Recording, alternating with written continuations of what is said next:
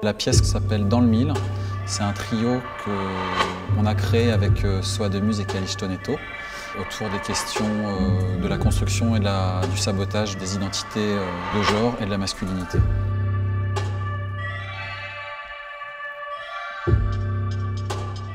Est-ce que je peux refuser d'être un homme? Comment je peux le faire? Qu'est-ce que ça veut dire? Qu'est-ce que ça veut dire pour moi? Et quand j'ai rencontré les deux interprètes avec qui je travaille, Soa et Calixto, ces questions ont pris une autre dimension parce que quand je pose la question peut-on refuser d'être un homme, par exemple, je me la pose depuis mon expérience de personne blanche.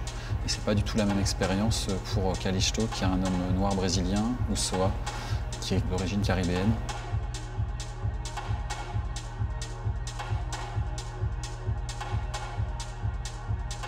Masculinité et féminité, c'est des mots qui relèvent de construction sociale. Et ça marche en miroir. Tu es soit dans l'un, soit dans l'autre, c'est très binaire. C'est pas forcément lié à un sexe biologique ou hormonal. C'est quelque chose qui est construit socialement, avec des injonctions. Donc si on t'identifie comme étant un petit garçon parce que tu as un système génital, qu'on va te dire tu as un pénis, donc tu es un petit garçon, tu vas devoir embarquer sur tes épaules tout un tas de comportements, d'attitudes, de façon d'être au monde qu'on peut appeler la masculinité. Globalement, tout ce qui est cool, c'est plutôt du côté masculin. La force, la témérité,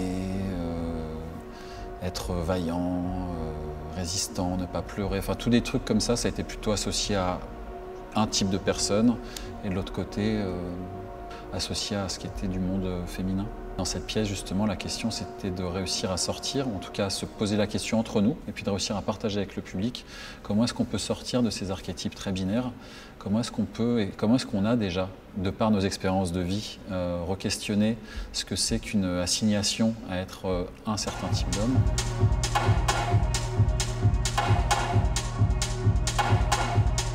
C'est vrai que quand on pense aux danses érotiques, par exemple, aux danses sensuelles, aux danses sexuelles, on a beaucoup de représentations et d'imaginaires qui peuvent exister sur des personnes sur des femmes, en fait, des corps féminins.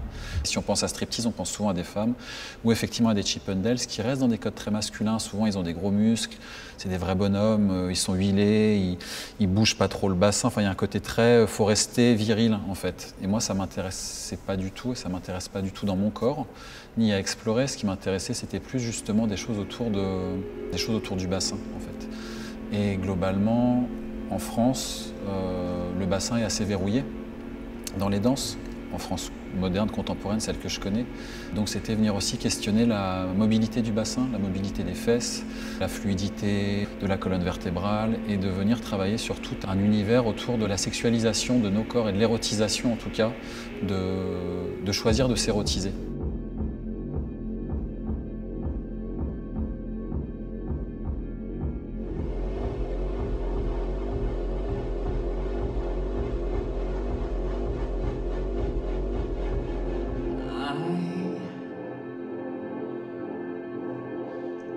Mon parcours d'artiste chorégraphe, il a commencé en 2008-2009.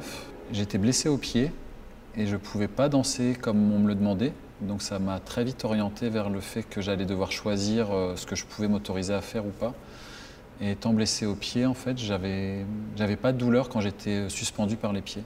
Donc ça m'a amené à travailler sur un solo qui s'appelle La 36e chambre et qui a lancé un peu ma façon de travailler en fait en me choisissant des contraintes, en me choisissant des univers et des environnements contraignants dans lesquels je dois me découvrir, dans lesquels je me transforme, moi, et puis dans lesquels je transforme aussi un micro-monde.